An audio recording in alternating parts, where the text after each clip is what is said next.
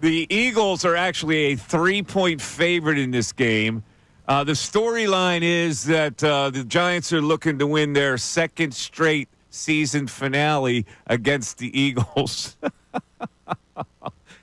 New York Giants, with a win, could fall as low as 9th in the draft order, which I'm predicting they will, because everything that the Giants have done this year have gone ass backwards from what they were trying to accomplish. So they can't even get a good draft pick right now. It's the Giants now trying to salvage a season, and Brian Dable trying to salvage a win in the last game to go out in kind of a blaze of glory against the backups for the Philadelphia Eagles. No Saquon Barkley, no starting quarterback. Tanner McKee, the third stringer, will start. Other than that, Kenny Gainwell will get like 37 carries. So, Bill, yeah, I know you're a man who likes the X and O's, and this is your biggest challenge so far. Bill Colarulo with us, Ray Dunn with us on the Mike Missanelli Show. Handicap this game for me. Give me the X and O's. What do the Eagles have to do to win this game? I'm going to handicap it for you in one word.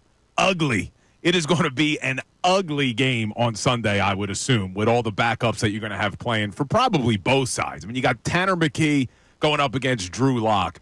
But there's some things that I'm excited to see. I mean, I don't know what the keys to the game are going to be, but you do want to see some of these younger players play well. I'm excited to see Axeman Jr. You're going to have Jeremiah Trotter Jr. probably playing a lot of reps. I know people are excited about Will Shipley, the running back out of Clemson who they drafted this year. He'll probably get a lot of carries. I don't think it's going to be Kenny Gainwell. I think they're probably going to rest Kenny Gainwell because he is a part of your offense for the Super Bowl run. So I think you're going to see a lot of Will Shipley. Maybe people are going to be excited to see Will Shipley? Is that what you're saying? I'm trying to make it exciting. I'm trying to do everything I can to make this exciting. A lot of people out there excited to see Will Shipley. Well, right? they are. Right. All right. Hey, we got some calls. We Early have. on in the year. Where's Will Shipley? Get that man involved. All right. Well, yeah, I'm excited too. Bill, what else we should be excited about? Jeremiah Trotter Jr. Okay, yeah, Axeman Jr. How about that one? Maybe Bryce Huff makes his return this week and does some things. I don't know if they're going to play him that much, but maybe they would to get him into game shape. Look, we're grasping for things here. I really don't know who's going to shine in this football game, but all the Tanner McKee fans should be happy. The ones who have been calling for him since he performed in the preseason last year and then this year, they'll get to see an extended version of Tanner McKee. And if he plays well, maybe you could flip one of these quarterbacks in the offseason. You have both Kenny Pickett and Tanner McKee under team control. Maybe it leads to a trade. Who knows? All right, let me just throw it this way. Yeah, because I know you've been putting a lot of time into analyzing this game. Yeah. Malik Neighbors has 104 receptions. How do you think that will play out against the Eagles, the third string corners and such? You know, Malik Neighbors is good. Obviously, very good rookie wide receiver. But the corners who are going to line up against him are no slouches. I mean, I really like Keely Ringo. I really like Isaiah Rodgers. So one of those guys is going to be on him. Now, they're not Darius Slay and Quinyon Mitchell, but they're pretty good corners. I mean, surprisingly, the Eagles have some depth at that position. So I don't think Malik Neighbors is going to go nuts in this football game. You also got to remember, it's Drew Lock throwing him the football. It's not like they have a stud quarterback back there. But I think Rodgers and Ringo will hold their own. And I'm excited. I am excited to see what Keely Ringo can do, because coming into this season, I thought he had a shot to be in the starting lineup. But Quinyon Mitchell just showed he was more than ready to be one of the best corners in the NFL already coming out of Toledo as a rookie. But I like to see what Keely Ringo can do against a good It's amazing how we're approaching this game like it's the last preseason game where we got to try and find out stuff about certain players who haven't played. So I'll give you another one. How about Brian Burns as an edge rusher against whoever the Eagles are going to have out there? Yeah, that's a little bit dangerous for Tanner McKee. That's a little bit dangerous. I don't know, what is their plan? Are they going to start Fred Johnson, who actually showed he's capable of playing the tackle position? He played in place of both Mailata and Lane Johnson. But then who's starting at the other tackle position? Who's your starting guards? I guess maybe rookie Trevor Keegan's going to get a shot out of Michigan that they drafted this year. It's going to be interesting, but I'm not expecting them to be completely perfect. You're probably going to get some pressure on Tanner McKee. But if I'm the Eagles, I'm running the football a lot. Let's just get out of this damn game. And before fans say it, because I saw some people saying this yesterday, if Will Shipley has a huge game running, don't go back and revisit the Saquon Barkley decision and say, see, they should have played him. Even Will Shipley ran for 101. Decision's been made. Let's just live with it and move on, Mike. I don't want to hear about it again, especially from you. Why do I have to live with it? Live with it. I don't want to live with it. I think it's a faulty decision. I'm not going to live with it. Ray, it's going to be insufferable on Monday. Imagine him telling me what to live with. Will Ray? Shipley's going to go for 101, and we're going to have to hear Mike on Monday that it should have been Saquon. I'll take the under. I'm predicting it now. I'll take the under. Of Will Shipley? Yeah. You just said 101. I'll take the under. All right, and if he goes over. For a cheesesteak from John's Roast Pork that you will have to actually, over the bridge, when you come over the bridge, you have to stop for it and bring it in. All right, that's what you get if it's under. If it's over 101, what I get is you're not allowed to say it should have been Saquon Barkley. Well, I'll definitely say that. That's what I want. What's in it for me? Will Shipley, whatever you want. What's in it for me if he Will goes Shipley over? get 101 yards? No, I don't know if he'll go for 100, but he'll have a touchdown. See, now he's backing off. I love guys that make these bold statements. Right? I said if he does it. And then I make a bet, and then they back off. I'll take the 101. Oh, man. Over? Yeah, why not? They got a terrible run defense. You both are taking over? Yeah, why not? Both of you then need to buy cheesesteak at John's Roast Pork. Sounds good to me. And bring it in. The only reason why Will Shipley probably doesn't go over 100 is not because the kid's not talented. I think they're going to me and Andrew DeCecco were talking about this off air before we came on.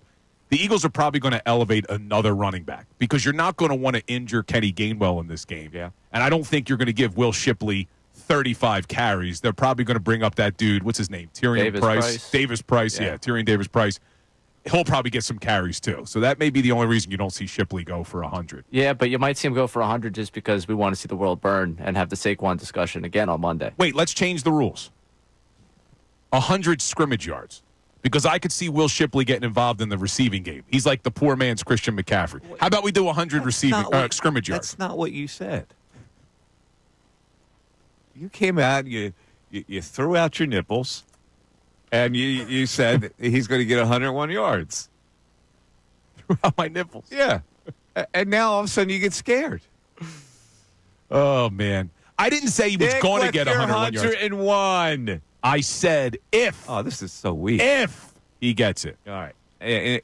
Today's going to be Bill Day. There was a story that was written by our pal Reuben Frank that went further than Bill Colarulo could ever go. In fact, when I recite the little things in this story that he has written about Nick Sirianni, I am also going to start a GoFundMe for a pair of new draws for Reuben Frank. Because there's no question in my mind that he wet himself when he wrote this story. He outdid Bill. He outbilled Bill. Yeah, this made Sirianni Love look like a normal. And here's what else we're going to do. Because there's another story today that's floating around about how the Eagles have settled the two most important positions on the team, head coach and quarterback, since chaos reigns in the NFL in a lot of places. I'm going to go down the list of coach-quarterback combos in the league right now, and you guys are going to tell me whether you want the Sirianni-Hurts configuration over the combinations that I'm going to present to you. And in addition to that, I want you to both rank them. All right? As far as the quarterback-coach combo. I'm ready for that. All right? So, listen, this is a nothing football Friday, basically. It really is. So, this is your show out there, people. The listeners, you got something to say? Bill is worried in this game about one thing. We talked about it yesterday. So I want to throw it out for all you YouTubers and all you texters and tweeters. Bill is rooting for the Giants to win this game because if he fears if they lose, they will get a really good draft pick to get a quarterback. I can't think of a more irrelevant worry. So I want you to fill in the blank. Bill rooting for the Giants in fear of them developing a quarterback is like blank. All right, hold on here. All right? I got to stick up for myself. Just play with it. YouTubers out there, Bill, write this down.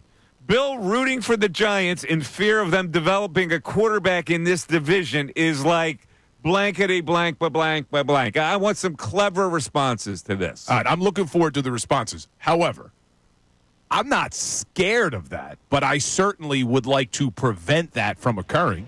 In a meaningless game, why not prevent that from occurring? Right. Please. You talk a lot about Joe Shane's job security, about Daboll's job security, about their draft picks. You do have this just, I don't know if it's subconscious fear, concern, worry over what's happening in New York. Oh, my God. If they get a quarterback, they're going to be viable in the year 2035. Hey, look at the Commanders. One season, they turned it around. Quarterback changes a lot. Yeah. You got Jaden Daniels in this year's draft? Probably not. 610-632-0975. Football Friday, we'll have our selections, and we'll kick it around with various crazy topics today on the Mike Missanelli Show on 97.5 The Fanatic. Hey everybody, it's Bill Colarulo. Thanks for watching. We appreciate it. Make sure you like and subscribe to our channel so you can engage during the show, and you're not going to want to miss all the content that we post. It's not only the live videos, it's videos after the fact. It's our shorts. It's all the content you want as a Philadelphia sports fan. Looking forward to connecting.